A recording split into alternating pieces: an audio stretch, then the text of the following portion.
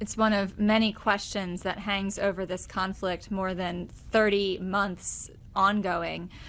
And just to kind of zoom out and ask a question that is almost impossible to answer, but Robert, between the missile strike, the cabinet or the foreign minister's resignation, Zelensky's visit to the US in a couple weeks, where do you think this conflict is going? Is there an end in sight anytime soon?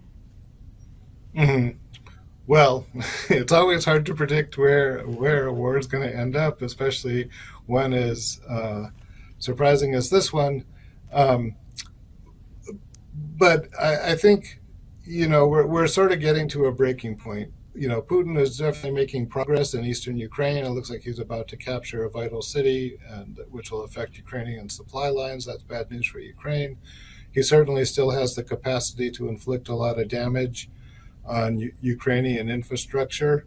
And there's no sign that his economy is collapsing or that people are about to revolt against him. In fact, he felt confident enough to go to Mongolia this week, even though there's a warrant out for his arrest, although he knew Mongolia wasn't going to arrest him. So the Russians are feeling confident. I think the Ukrainians also have a sense that they simply can't lose this war. They don't want to be occupied by Russia.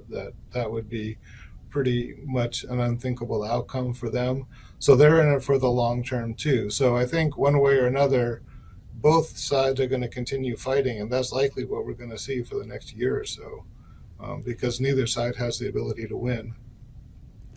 Is there anything else you're keeping your eye on? You mentioned Putin's visit to Mongolia. The next year is going to be in question, but what are you paying attention to at this moment in time? Um, well, the things that matter are how this war is really affecting people on the ground. So, some of the students here at George Washington University recently went to many of the countries surrounding Ukraine and were interviewing different groups, um, NGOs and other groups dealing with the refugees who are coming outside of Ukraine and many internally displaced people.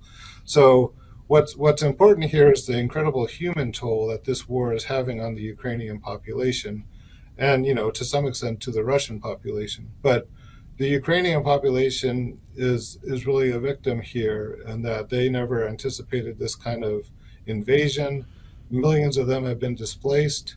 Um, Many of them moved into countries like Poland, where they've been very warmly welcomed, unlike many other immigrants. And in fact, the Polish government would like to keep those people in Poland because they're doing a lot of jobs that the Poles themselves don't want to do. So this is going to have long-term implications for Ukraine. It's going to, lose many of the good people who make that country function. So, one thing as the war drags on and on and on, we need to be thinking about is, who's going to be left in Ukraine? How are we going to rebuild the country? What kind of resources are going to be needed for that sort of thing? Whether it's going to be another Marshall Plan, um, or some other mechanism. Those are the kind of things that I'm thinking about at the moment.